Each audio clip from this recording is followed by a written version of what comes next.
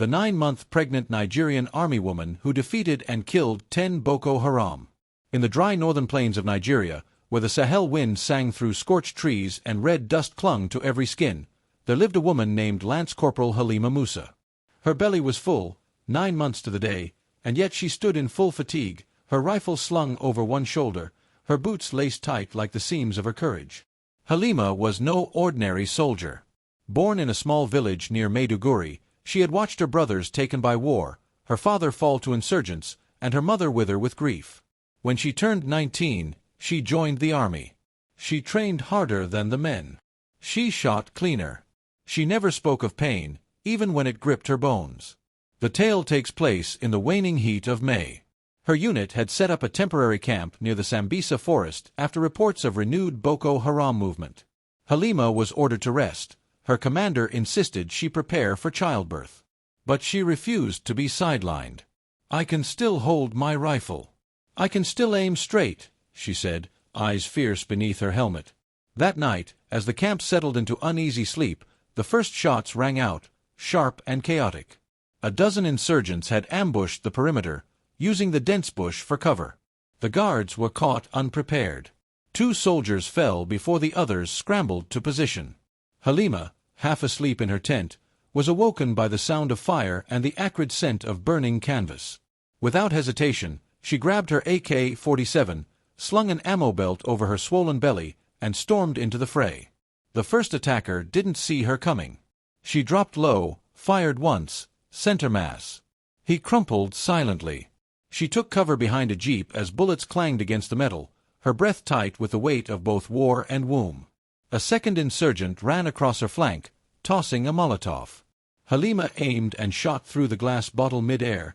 It burst into flames behind him, disorienting the others. The man turned just in time to see her charging, bayonet fixed.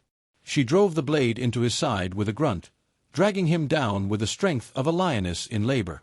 2 more came from behind, flanking her. Halima rolled, using the jeep as cover again. She counted their steps. 1, 2, then she popped up and fired in short bursts. One dropped, screaming. The other froze. She did not. She fired again. Quiet. By now, the camp was awake. Her comrades rallied, forming a firing line. But 5 insurgents had broken through the southern fence and headed for the medic tent. Halima knew the medics were unarmed. She ran, belly swinging like a war drum, and met the first of the 5 at close range. She knocked the rifle from his hands, punched his throat, and pulled the trigger of her sidearm with one clean motion. The shot echoed. The next man raised his blade, thinking her slow. She caught his wrist, twisted until bones cracked, and used his own knife to silence him. 3 remained. 1 ran. She let him go. The last 2 charged together, fools in tandem. Halima ducked, swept their legs with a kick honed by training and rage. As they fell, she rose and fired twice. Silence fell on the camp. The wind picked up, dust swirling around her boots. Her comrades stared, not in disbelief, but in awe. 10 dead enemies. 1 woman, carrying both life and death in her body. That night, the sky wept rain, first in weeks. Halima collapsed beside the medic tent. Labor had come. Pain coursed through her like thunder, but she bore it as she bore the night. By dawn, a baby cried beneath the torn Nigerian flag, still fluttering above the camp. A girl, strong-lunged and fierce-eyed. They named her Amina, after the warrior queen of Zaza. Halima's tale spread far, carried by tongue, pen, and heart.